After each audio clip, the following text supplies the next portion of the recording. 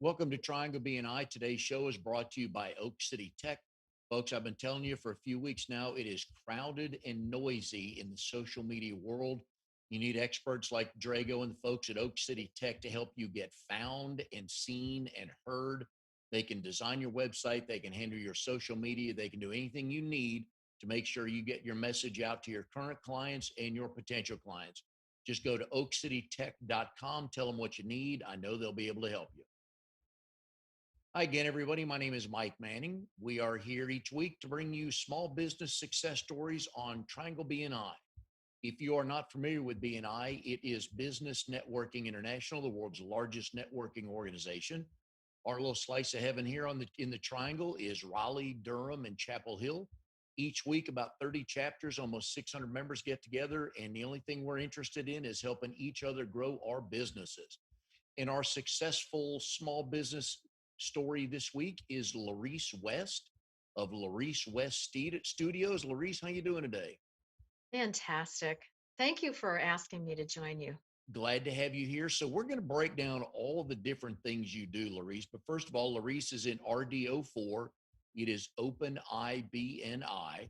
They meet every Wednesdays at 9 a.m. Of course, it's Zoom meetings right now.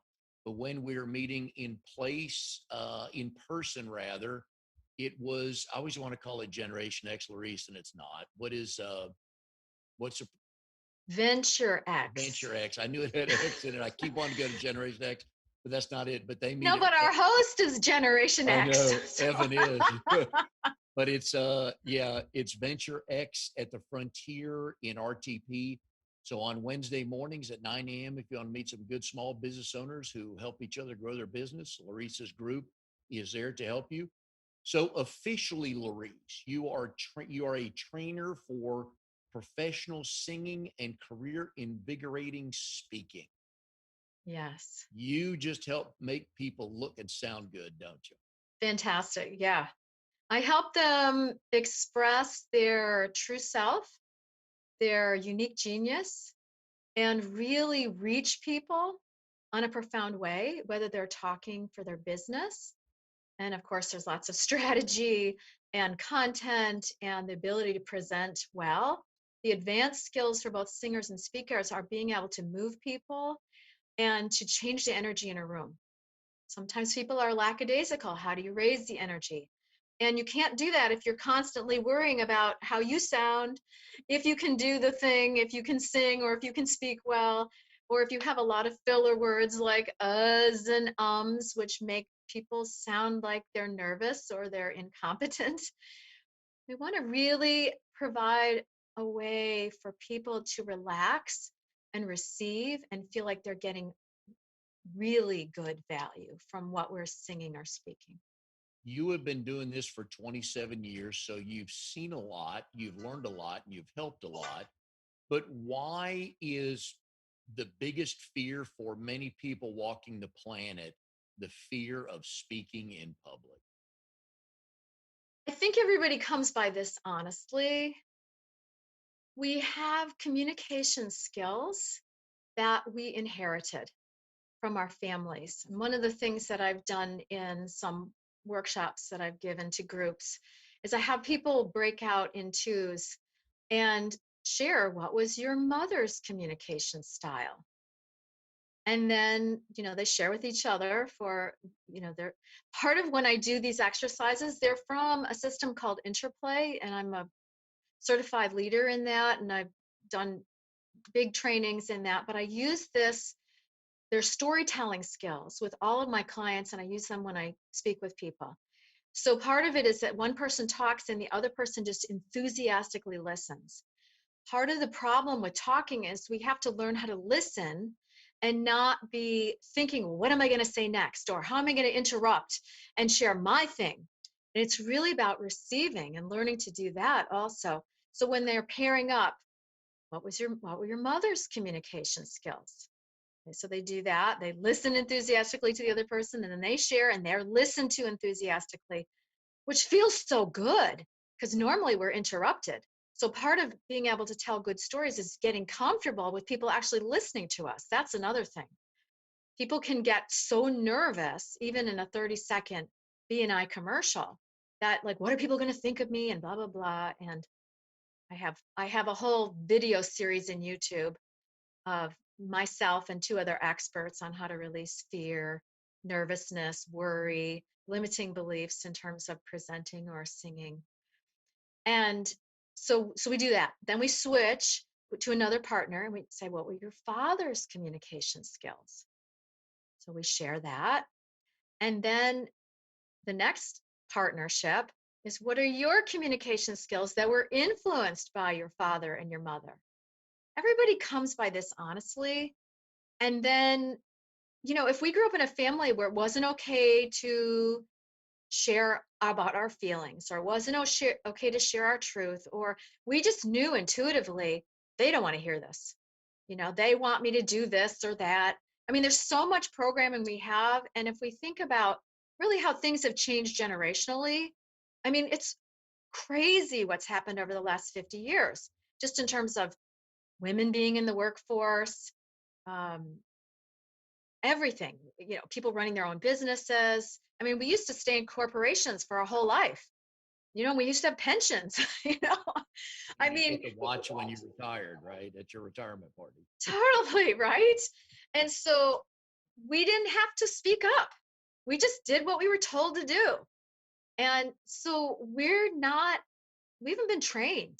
We were not trained in our families. We were not trained to do this. And that's part of what I offer, is this really safe, sacred space for people to get over this incredible nervousness. And I have many stories of people, professors, graduate students. I work with a lot of Duke people. I work with a lot of professionals and business people, business owners, who are they just talk, talk, talk, talk, talk. They ramble. They're nervous. They lose their train of thought. You know, People And who really do need to speak for interviews or to move ahead in their career, and they're stuck, and they're stuck in an honest way.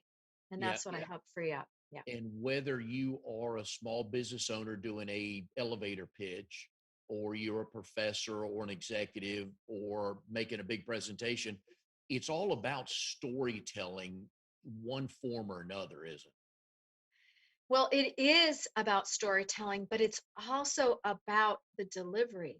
Because if someone has da da da da da da da da da, so that's part of it. We want to have the speaking skills work out. We want to have the content figured out. And part of what I do with every client at the beginning of the session is this storytelling form from Interplay, where I get them to loosen up their stories from their life. And we all have amazing stories. And I know I am totally preaching to the choir here with you, Mike, because the truth is that for us to have our stories, we start to remember essential parts of who we are, for us to be able to share client stories or success stories in our lab or our business. That is really important, because that will help people understand more. We are hardwired for stories. Throughout human history, don't go here, there's a tiger around the corner, eat this berry, don't eat this berry, it'll kill you. But even for us in the modern age, our parents read to us, hopefully. We got books out of the library. We read novels. We watch TV. We watch movies. We love a good joke. What are good jokes? They're stories. We love to hear stories, and a really good descriptive story, or a story that has a universal appeal, will reach people, and they will be memorable. I However, there's know strategy. Go ahead. Go ahead. I know that a lot of people get confused when, and you and I, we've had this conversation before, that everybody has stories. And you're right, people are connected through stories. But I think a lot of times people feel like they're bragging when they're telling the story. And I'm not really that interested if you made $1 million. I want to hear the story of how you got started, some hurdles you've overcome, some things you've learned to pass to somebody else. or just at the end of the day, just tell me a good, funny high school story or the neighborhood you grow up in story. And those are, we love telling those stories, but some people are so worried that, oh, either nobody will find it interesting or I'll be bragging, that they forget that they have good stories. Part of it is loosening up that story flow because we're so focused on business and today, and people forget they have such rich lives. So we have a lot of fun together because we're starting with that for 5 minutes. They're telling 3 stories from their life and they love it because what does it do? It connects them with their heart, it connects them with their purpose. I've worked with people who couldn't clearly express why they were in their business. And their stories were why. Almost everybody who's in a business has had something tough that drew them to do that work or something passionate that, it's this combination of things. And to know that in your soul, what is your motivating factor? And you can express that.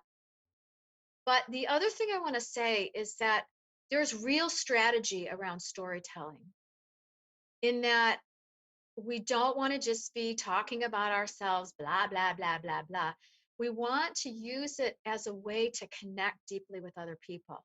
So we have to understand the strategy of that. I believe that we have at least 3 deep areas of connection with every single human being. There may be more, but at least 3. And when we know our stories well, and let's say a realtor has a listing presentation, they're not going to go in there and like, well, I want to tell you about me and blah, blah, blah, blah, blah, blah, blah. But if they can learn good listening skills, which I always also teach, they can listen for those 3 places where they're deeply connected. And because they're so used to telling their stories in a sentence, they can say 3 sentences of how, yes, I'll tell you, I have a client from the Dominican Republic, and I lived in a Dominican neighborhood in New York. So the first thing I said was, I lived in a Dominican neighborhood in New York. I didn't tell the whole story. That was it. And there was 2 other things that I could say, blah, blah, blah, blah, blah, blah. Immediately, I am the person for her, right? I get her. But the truth is we have, whether, you know, I play golf or da, da, da, da, da. Now they may say, tell me more, which she did. Then I had my story, just I'm authentically talking about my life. But when we can do that, and again, there's different strategy for different things, but like for realtors, there's so much competition, there's not enough inventory. So to be able to go in and they're interviewing 4 other realtors and you deeply connect with them in 3 sentences, that's amazing. You get the job. And that's why I wish people would tell stories more than corporate speak, because corporate speak, you have to try to remember and memorize. And is this the right group? But with stories, like you said, they're all passionate, they're from the heart, they happen to you. So you don't have to remember it to memorize it to tell it. And a lot of times, like you said, you can connect more by just telling the why. And usually that's followed by a story. Yeah. But amazingly, people's stories are stuck, which is what I do every session just to kind of loosen up the energy. I've got 15 points of how it benefits people, but it loosens that up. So instead of coming in here, even with the singers, instead of them being like, okay, she's going to tell me what to do and blah, blah, blah, it's like they get to express themselves first. And then I also, from interplay, we do movement in between each of those 2 stories. And when I first start, the form is actually called a DT3, which is dance talk, dance talk. I don't make people dance. People would flip out if I said dance. But the first thing I just say, walk in an unusual pattern. So that for 30 seconds, they walk in an unusual pattern. Then I don't time it. I could say 30. With one of my clients who rambles, we're now going to start to actually time a 30-second story. But we've agreed to do that after a few, I think 6 weeks of working together.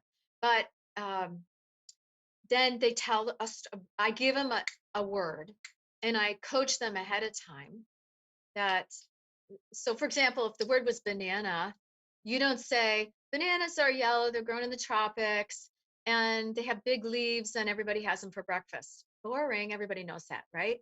But if I said, my husband's a banana freak, literally, since I've been with him, he eats like 2 or 3 bananas a day. So since I've been with him, I eat a lot more bananas. And then I heard on the radio an interview with a guy who wrote a book called Bananas.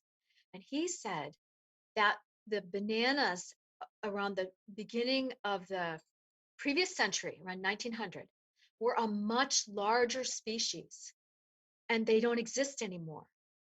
And it blew my mind because I lived with my grandparents for 3 years in junior high school and they ate those big bananas. And it never occurred to me to ask them about the bananas they ate as children. Why would I think of that? So, so you see how that's way more interesting on the topic of bananas. So I give them a word because what that does is over time, it loosens up the ability to speak intelligently on the spot. And they can't do it wrong, even if they say, I hate bananas, but I love blueberries. Whatever they say is perfect. And also, they have to learn to find an ending. Sometimes the words just dry up, but finding a good story ending is really important too. It's kind of like the punchline of a joke, but it takes time to learn how to end a story well too. And so we loosen that up because people literally have forgotten. They say, I haven't thought of that in years, and it's like really important to them. So we have so much fun. So even like having them move in an unusual pattern, what do? We normally just walk like this, right? But moving in an unusual pattern, which anybody can do, it gets new neural pathways going. And then we get the words starting to flow. And each week I change the movement just a little bit, and they practice it all week because we're starting to hook up new neural pathways to the talking. So not only are we working on the speaking skills and the content and their delivery and moving their ego aside, because the ego, nobody thinks of this when they think they're nervous. They don't think, oh, I'm thinking about myself. But like when I'm working with a client, they are not paying me to think, and Mike, you're not with me here to think, well, gosh, is my hair okay? Does Mike think my hair looks good? Does Mike think I'm dressed okay? Does Mike think I know what I'm doing? And that's literally what we're doing. Like when someone's paying me, they're paying me to be fully present with them and to flex according to whatever they need. And I always ask them, what do you want from this session? And to be able to be so flexible that I can just synthesize everything I know so it's perfect for them. Well, I can't do that if half of my brain is taken up with how am I doing? How am I doing here? Right? And so when people are nervous speaking, that's what they're doing unconsciously. How am I? What do you think of how I'm presenting here? Oh my God, what if they think I'm not good enough? And so I help people ease that and move that aside. We are here with Laurece West, owner of Laurece West Studios. Laurece is in RDO4, OpenEye BNI. They meet Wednesday mornings at 9 a.m. at on Zoom right now, but when they're meeting in person, it's at Venture X at the Frontier in RTP in Research Triangle Park. 600 building. 600 building. Thank you, ma'am. Today's show is brought to you by Oak City Tech. Folks, emails. Don't forget about emails. We talk about this a lot. One day Facebook could close down. They could close down your site. Yahoo or YouTube could shut down. Google could shut down, but you would own your email list. So get started on your email list to touch base with your current clients and future clients, and Oak City Tech can help you do that. All right, Laurece, I always like having folks on the show tell stories about how now you and Terry have been married a little while. I always 11 ask years. people, how did you two meet? And do you both tell the story the same way? We do. We tell it together. My, we go back and forth and we tell it. My mother lived in Surfside Beach, South Carolina, and I was traveling down there near the end of her life and staying in hotels in Myrtle Beach. And the last time I stayed there, it was a really bad experience. I was staying in a wonderful high rise in October. It still had been tourists, but it was very challenging. Um, there was pornography under the bed. It was an efficiency. I was stirring something on the stove and the stove exploded. and I was exhausted, and there was a lot going on. And my mom was dying. No, my mom had just died actually. And so I started kind of losing it a little bit. And I was calling people, and someone said, "Well, you should call. You're in Myrtle Beach. You should call. There's a spiritual retreat center there. You should call it." And whatever the person did, it just kind of calmed me down. And I was grieving. I was really distraught. And so the next day I called this retreat center and I went, and they said, "Well, you can't come stay, but but you can come another time. You can come for a tour." And I went, and it just calmed me down, really calmed me down. I didn't want to leave. And I had gone in, I was on the edge of a nervous breakdown, really, because my job was really too stressful. And I was a massage therapist and a voice coach I was doing both. And I had to do 9 massages a day to keep my job. And there was, because I'd taken off time with my mom, and it was just some really weird stuff going on. So I just touring this beautiful nature preserve, I just relaxed, and I was kind of put back together. So I went back there 3 or 4 more times that next year. I had to do, we did my mom's service, and then I had to deal with her effects. And I found someone at the retreat center to come help me clean out my mom's place. Well, I went back to Massachusetts, and anyway, and things just started really magically falling in place. The people next to my mom's, it was a 4-unit condo. They wanted to buy my mom's condo. We were communicating really well, and our lawyers were arguing. So, I mean, there was all this stuff going on, but it worked out. Everything was falling in place. The last time I was there, I my mom had a lot of stuff. So anyway, so I needed to clean it out. And so I was at the retreat center. Well, I met Terry there. And normally he would just come for a day or two, but he ended up staying a few days. And but one day, oh, and I was trying to get rid of stuff, and I still couldn't get rid of it. Like estate people wouldn't come, people wouldn't come. And I just kind of I should just start giving it away, just give away as much as I can. So I asked people at the retreat center if they wanted anything. They came, and my mom had like 1,000 books that were still not given away. And someone had said to Terry, "Oh, there's all these spiritual and healing books and all this stuff. Do you want any?" And she was like, "I got enough books." So we were at this gathering, and I said to people, "Oh," he came in and he sat down on the couch next to me, and he sat too close to me. I mean, like way too close. And I was like, "Oh, this guy," like, and I moved over. And so I immediately had a bad impression of him. So at the end of that, I said, "Would anyone come just sit with me while I go through stuff?" And even just an hour would be great. And so he volunteered. He said that he thought I was like 10 years younger than I am. And he said, "Oh, I'm safe. Like, she's too young for me. Like, I'm not going to have any problems here, like getting attracted to her or anything." Now I got to tell you that just even hearing that later is like great, because I was interested in guys who were interested in women 20 years younger than me. And for him to think that a woman 10 or 15 years younger than him is too young for him, I mean, that's like great.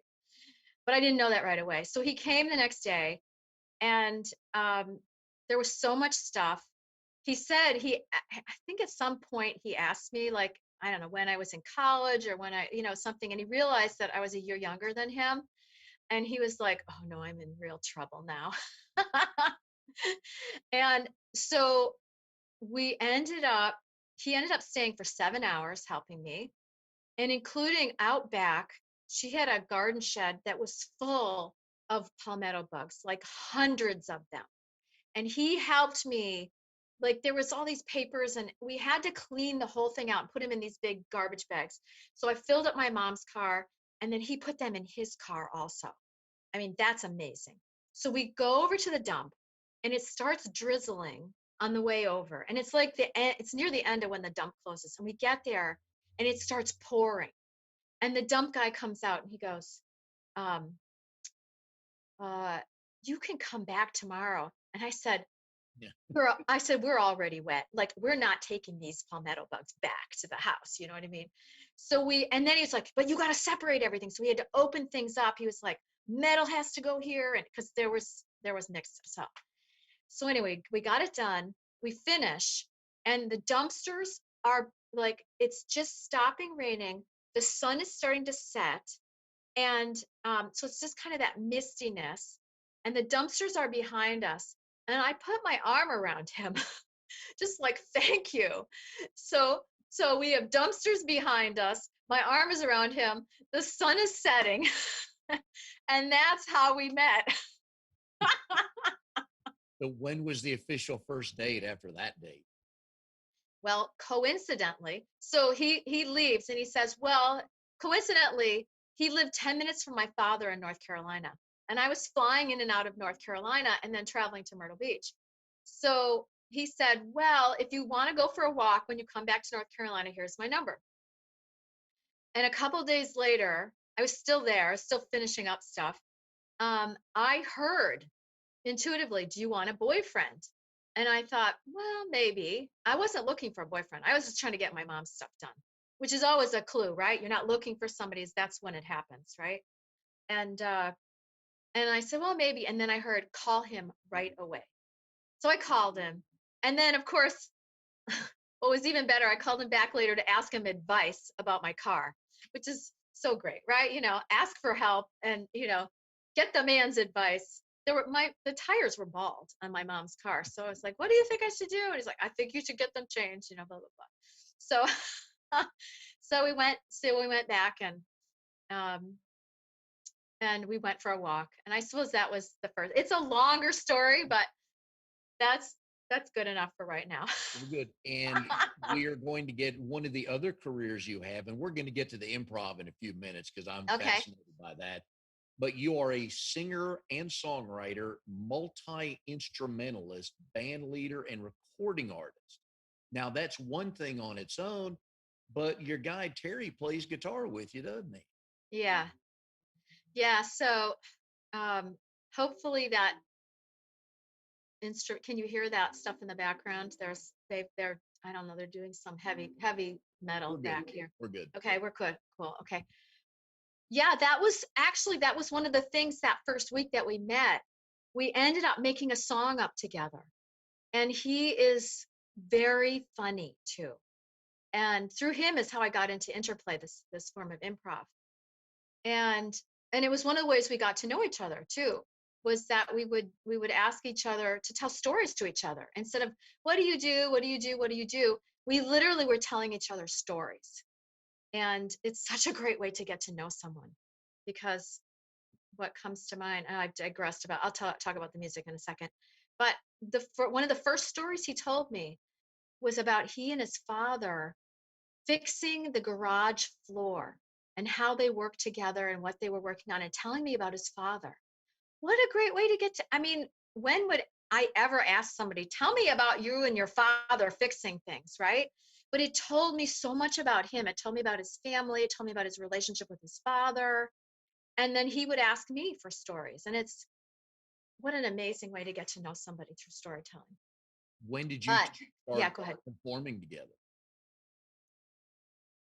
Well, we had a long distance relationship and I would host him. I would organize these improv workshops for him to teach. So that, but I mean really the first week we met, we made up some great song, and we were making up songs like right from the beginning. Like we're both songwriters. So when did we start performing together? I mean, we started doing improv when he would do those workshops. And then Mm, well, he hosted me. We did a concert. I think probably really performing together after we got married, because we were actually in the same location, and we started. I ended up joining his improv troupe on a trial basis as a guest artist, and then I got that they got me in it. And then they folded a couple years later, and I started it. We both became the artistic directors for an improv troupe that did service gigs actually at Ronald McDonald houses and UNC psych wards and um, nursing homes. Profound, profound. Actually, you wanted a story. I can tell you a really cool story of improv performance. We went to the children's lockdown unit at UNC Psych. And the woman hiring us said, you know, these kids are not just depressed. There's been something really big that made them have to be in the hospital in the lockdown unit. And you go in and you have to wash your hands for a minute. So I'm washing my hands, and this little kid is on a skateboard type. It's like a square skateboard, an inch off the ground. He's got his hoodie up and he's looking at us. And he goes, and he's watching me. And as I walk by him, he goes, I'm dying. And I said, okay, come die with us in the other room. We're gonna do a performance. So we came and he was sitting in the back, you know, like this. By the end of that performance, and we get everybody involved, that kid was up singing and dancing with us. And as we were leaving that unit, he was like, bye, awesome people. Talk about, you And that, know, how many times did you go back and appear, perform, whatever you're going to use in for kids like that in situations like that? well, they had us going to, I think the next situation we did was like they moved us in that season to different units, like we did the teenagers. That's a tough crowd. Yeah, Teenagers are like, yeah, you know, we finally got them up, but it was like, you know, you have to do it in a way that people feel like they want to do it rather than they're being coerced to do it. It's another skill. And then we did, they have senior psych wards. So we went through the ages actually. I can't remember if we went back to the kids. I don't think we went back to the kids, but I mean that's what's memorable, right? What's memorable was, I mean, that kid, you know, and what's memorable was some of the Ronald McDonald houses where, you know, the mother said, this kid hasn't smiled in months, you know, this very sick kid, or, you know, blah, blah, blah. I've been so stressed out and you just released my, you know, you just released my stress, or, you know, those kinds of situations where, you know, they're dealing with very sick kids and how stressed out the family is, and to give them some joy, or yeah, those have been, or the staff, you know. So yeah, those are profound. Yeah. yeah. We are here with Laurece West, owner of the Laurece West Studios. She's in RDO4 Triangle, Open IBNI. They meet Wednesday mornings at 9 a.m. Today's show is brought to you by Oak City Tech. Folks, I know you're busy if you own a small business, or you may not know much about how to do social media.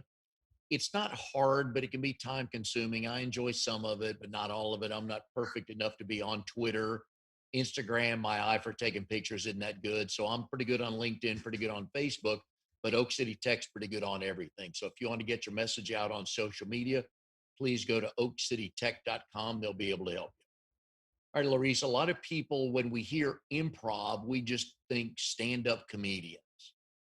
And years ago in high school, one of the classes I was in, we took a trip to Chicago to Second City, which is where a lot of the Saturday Night Live folks came Yeah. through, Dan Aykroyd, Belushi, all those guys. Yeah. And so I think this was late 70s. No, this was in college. So this was early 80s. And Jim Belushi, Jim Belushi, John Belushi's brother, was there. Yeah. And so they did their skits, and at the end of the show, they came out and they got one word from the audience to start the skit, and then they asked for one other word to end the skit. They went back behind the curtain for about a minute, and then they came out in 10, 15 minutes, put on a show.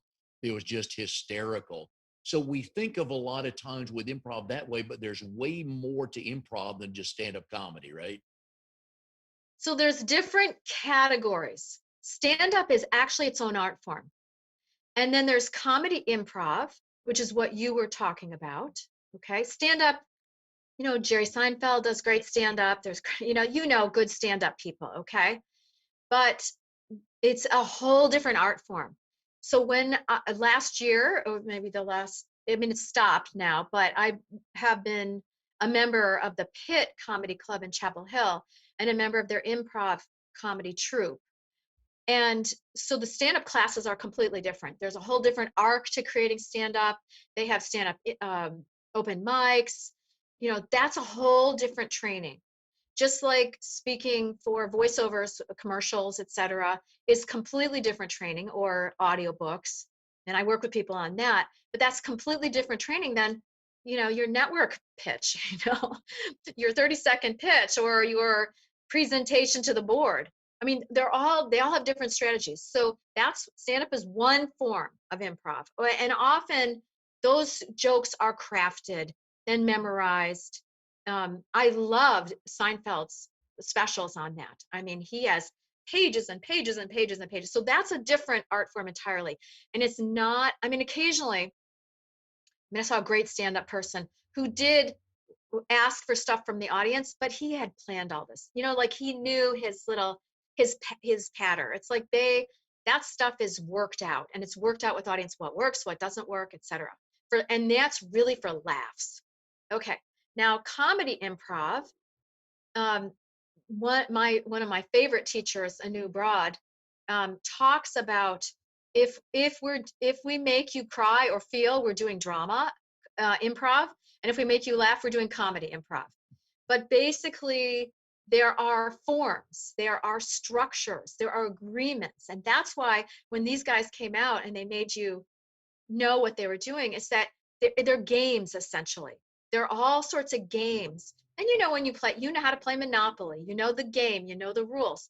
There's game after game after game after game. The rules. So you understand how people are going to interact and what the game is. And sometimes it's defined. There's a word called what's the game. It's like what ends up being funny in the thing. But there's a lot of different forms. And there's a whole history with that. There's a history from Del Close and people, from the 60s. So there's a whole, there's books on it that I have, and I've studied a lot, and I'm still into it, and I can lead people in comedy improv. But the form of improv that I do primarily is called interplay, and it was created in Oakland, California, by two professional dancers who were also happened to be ministers, but very progressive ministers. And but they were in dance troupes, and they wanted to learn improvisational dance. But then through the years and through creating this huge organization, it's actually international. It's storytelling forms, singing forms, movement forms that groups can do together, but it's authentic. See, because in comedy improv, like, and I actually have a comedy improv partner where and there's another form of it, which is character skits. When you think of Saturday Night Live and you think of, Rosanna Dana, and the thing I had in my tooth, and, the different, and John Belushi's Samurai, and those are characters. And so there's character comedy improv too. And I have a partner, and we're doing characters and crazy infomercials, and we meet weekly on Zoom to do that stuff. So we're actually Lo and Cho, and I'm Laurece and Cholina. So we're Lo and Cho, and we're still sort of getting our material all together. So that's comedy improv.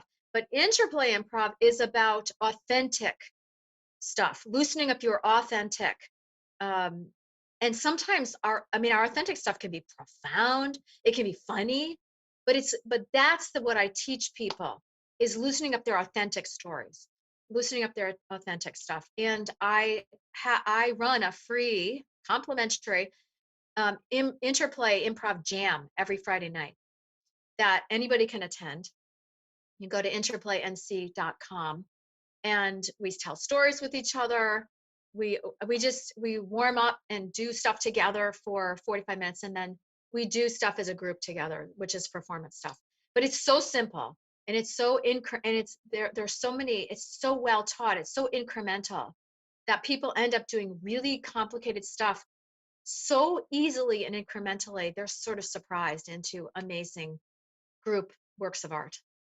For the folks watching this who are on the quiet side or uncomfortable in public, what are some things they can kind of just start doing on their own to get a little bit more comfortable? Well, I definitely encourage the movement and talking about your life, like the exercise that I teach. It's not the same when you are trying to elicit your own stuff, but definitely to, also listen to stories, listen to the moth and listen to other people's stories and think about for each episode. That's a really good suggestion. It's like, for every episode that you hear, or anytime you hear someone else's story about a client, for example, or a story about someone's life, a story in a presentation, a BNI presentation, think right away, like, what would I share that would be sort of along those lines? And start sharing it. Would you recommend they just maybe record themselves on their phone just to, and then to play it back just to kind of get a baseline or understand? 'Cause again, there's two things that help. One is in general, when you put things on paper, you write it down, especially with numbers and plans and stuff, that becomes clear. But man, video changes everything. When we see ourselves, of course, the first thing we're going to say is, oh, God, my voice sounds horrible. I didn't know it sounded that bad. Or I look bad, but that's not the point. The point is just to hear the cadence or the ums and yeahs and ahs or the looking up. Would even something that simple help them? Well, I do have a workshop called Increase Your Impact, Present Powerfully and Shine on Video, because there are a lot of tips that people can learn about presenting well on video. But there's something that everybody needs to understand. It's completely normal for people to hate the way they sound and hopefully not look too, but there's a physiological thing that people don't understand. And until they understand this, they will not want to listen to themselves. We record every single session. The Zoom sessions, they get a download of the video and the audio. And when people were coming in person, they were audio recording their session. So I have to educate everybody on this. Mike, when we listen back to this, you're going to sound completely accurate to how I heard you, and I'm going to sound completely accurate to you. This is what I sound like. This is the recording is going to be accurate. However, if I was first listening to myself, I'd be like, "Oh, I sound like that." And this is because nobody hears my voice the way I hear my voice. Mhm. Nobody hears your voice the way you hear your voice, and vice versa for everybody. The reason is I hear your voice coming out of your mouth into my ears. Okay. You hear my voice coming out of my mouth into your ears, but I hear my voice coming out into my ears. I also hear my voice coming up through my bones into my inner ear. So my voice is more resonant. It's more beautiful to me than to anybody in the world. Okay. It's like, you have these beautiful, you've heard these beautiful, like James Earl Jones, this Oh, great yeah. resonant voice, Great set of pipes. right? So, and that's how I train singers and actors and speakers to some people come to me like talking like this, and or not, not liking their voice, and I help them develop a beautiful voice, a more resonant voice. But simply, no matter how we're talking, our voices, and resonant is how the vibrations vibrate in a body. It could be a small drum or a big drum, a timpani drum. The vibrations are different, in that. That's the resonance. So, like when I'm speaking here, there's not much resonance, but if I speak here and I relax, and you hear how much more you can hear my chest resonance here. Even if I'm speaking at a higher pitch, the pitch doesn't matter. It's where I'm producing the sound, and there's skill and art to that I train people in. But the point is that my voice is more resonant to me than to anybody else. So when I first hear it coming out of my in a recording, I'm going to naturally reject that, because it's going to shock me. It's going to be like, I don't know that voice. So what I encourage people to do, rather than rejecting it because it's valuable information, is to first change our mind into curiosity. Who is this voice? I don't know this voice. Let me listen with curiosity, and eventually maybe I might like it, or I might accept it. Then I might like it, and then I might love it. And it's so valuable for us because we need to see what is actually really happening. There are a lot of people who are doing a ton of filler words and they have no idea they're doing it. Y- Every third word is an and it really does make us not sound like we know what we're doing or that we're nervous. And we want our clients, our prospects to feel safe and to feel comfortable. And even just the way we speak can make people feel uncomfortable. I fall into the category of I wish people could hear the voice that I hear, and I do a lot of speaking, different platforms and everything. And it's just, and you're right, it's just natural to hear like, wait, who is that? And Yeah. generally, it does take a while to get over that, but after a while, they do. But I've not heard it phrased that way. Be curious of who that voice is. I like that. Well, but just to know that there's a physiological reason why you're rejecting that voice rather than just something. But if people aren't educated with that, they won't listen and they won't record. And that is and also the reason I have people record is not only do they get all the coaching and they review it, because when we're trying to adjust something, like if I was a running coach and I said, you know, you don't have good follow through with that leg and that foot is kind of dragging. But if they could see it on video, they'd really get it. You know, that's how they train football players. Okay, look at this and look what you did here and blah blah blah, right? So they can, when they listen to it during the week, they're so that when they're here working with me, they're so trying to do what I'm asking them to do that their brain is involved in the doing. But when they can listen to it, then they start to educate their ears. And eventually we want both happening at the same time, but initially it's not happening. So that when both are educated, then they can self-adjust. But listening, you can start to notice what's happening. So, and we can also see our progress over time, like immense progress over time. So it's very valuable to have a record of, well, this is a snapshot of where I was here in this point in time. This is where I was here. This is where this is how much I've progressed. So it's so, and also for me as a recording artist, if I can't listen back to a track and decide whether I want to change it, or I'm going, oh, that's terrible, then I'm just bringing my energy down. So we want to be able to listen to ourselves. Yes, absolutely, Mike. But knowing that you have to learn to love your voice Yeah. eventually.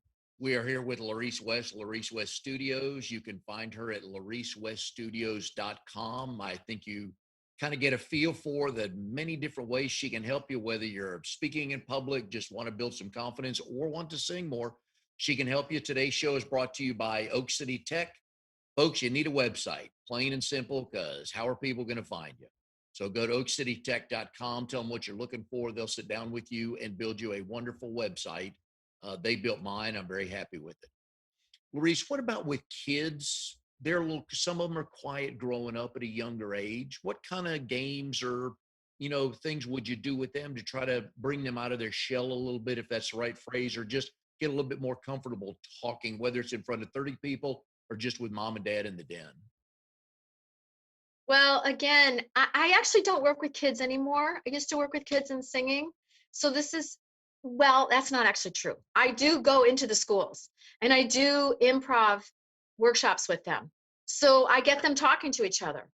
So I have done it with third graders, but generally they bring me in for junior high school and high schoolers. So it's the same thing. It's the interplay, and interplay is open to people of all ages, and it's very age friendly. So they could come to the jam. They could come to the improv jam. How do you get referral or build relationships in BNI? Because if I remember, I think you're the only one of you in all of Triangle BNI. But as I've gotten to know you and heard your pitch about what you're looking for to explain what you do, there's like one time you brought up lawyers in court. You can work with them because they got to stand up and they got to sell something to the jury. Yes, and have worked with a number of realtors over the last year. Anybody who has a high stake presentation, executives, people who want to motivate people. The other thing that I really specialize in is helping people create their signature talk, because there are so many speaking opportunities for free or for pay, but that's later, where if you give, give, give, give, give, because 98% of your audience, whether you're talking to an association of ideal clients or a group of ideal clients, people want someone who's going to come in and motivate or inspire or give them good information. And if you're really in that giving mode and you know how to, in 2 sentences, give them an offer that where you're basically selling from the stage, but it's not salesy. And I help people with that in my class called Reach Your Ideal Clients. And it's a 6-month class that meets Thursdays from 12 to 1. What happens is I always get clients. There can be a free talk that I'm giving where I basically made $5,000, you know, and it's lucrative because people have said to me, I didn't know you existed. I didn't know you were out there and you were exactly what I needed. And because they had so much fun in the workshop, and they were learning about themselves, and they got to see how and I work with people to have really fun interactive workshops where they're giving their expertise. People are having an experience and they're telling profound stories so people can identify or they can get touched in their heart. And it is the most amazing way to get clients. So that's one of the primary ways that I'm helping people, besides people come to me individually for they have real needs because around their speaking and communication skills. E- Sometimes they have trouble delegating, they have trouble with the boundaries of what they need to communicate with people. They're or they know they're not presenting their best self in business. in your singing life, is there a name singer we've heard about before that you have played with or sung with? Any cool places you've sung or performed before? Oh, well, so I am not a backup singer. I have not Mhm. backup sung for anyone you would know because that's not my thing. My thing is my own music. I have performed in New York and lots of times. I have performed locally. I've done a lot of house concerts. I've performed in India. So, yeah, I mean, jazz and, lots of different styles. So, no, you would not know anyone famous. I have coached some people who are, going out on big tours, but no, I mean that's not my thing. I mean, being a backup singer is its own career. It's Oh, literally tons of competition. Like it's the idea that we can just say, well, I want to be a voice. I want to do voice for commercials. It's a whole career with tons of competition. So it's like for me, it's like I try to focus people where their real passion is and where they're the most effect, because whatever you're doing, it's work. If you've always wanted to sing, it's work, but you're enjoying yourself the whole time. It's just that there's no illusions. Like for me to be, singing backup for, I mean, I've seen tons of people in concert, and I just found my Aretha Franklin concert tickets this morning. So, because I'm working with um, Caroline Carnegie on conquering the clutter. She's in our BNI group, so I was going through some clutter and I found my Aretha Franklin tickets. But for me to even think about singing backup for any famous person, when I mean, when you there's and thousands of people ahead of me on that, and that's not my thing. yeah, no, I figured it wasn't. When you and Terry are just sitting at home, leisurely Sunday, and you have some music on, and a song comes on that you've never heard the song and you didn't know who the artist was, what does your ear hear first?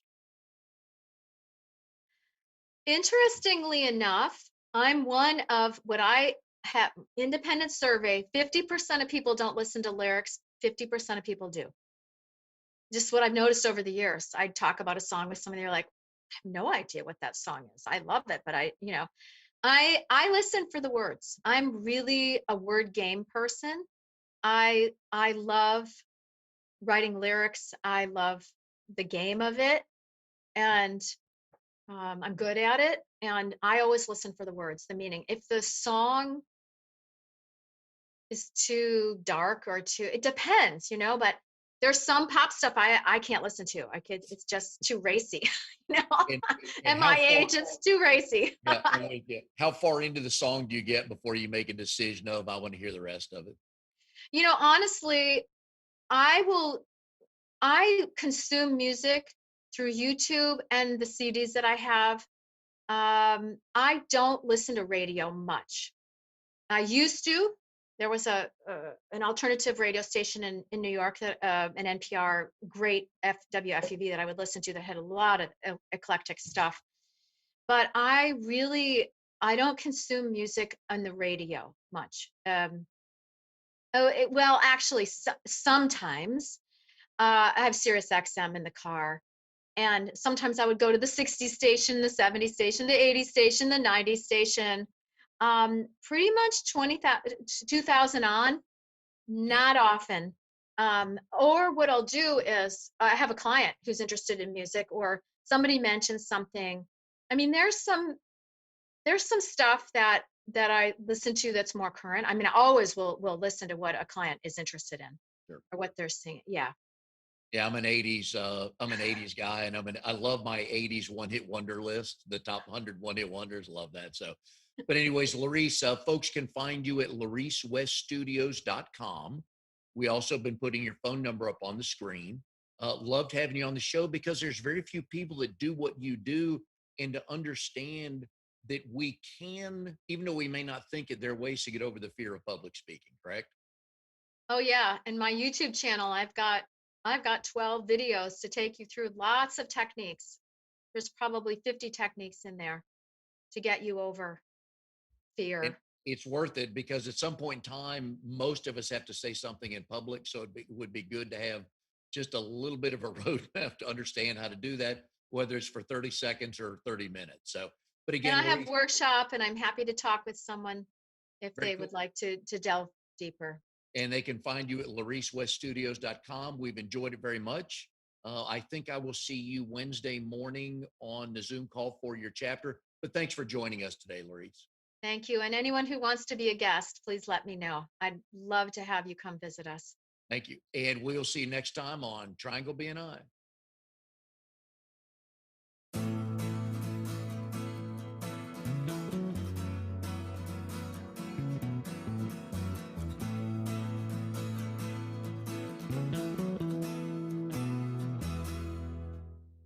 You are tuned to the Nissan Communications Network.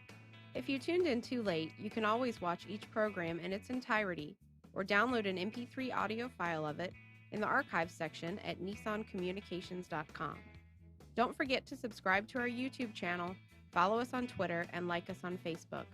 Sponsored by Telestream's Wirecast software, StreamingGear.com, Carolina Apparel, and DeltaForce.net.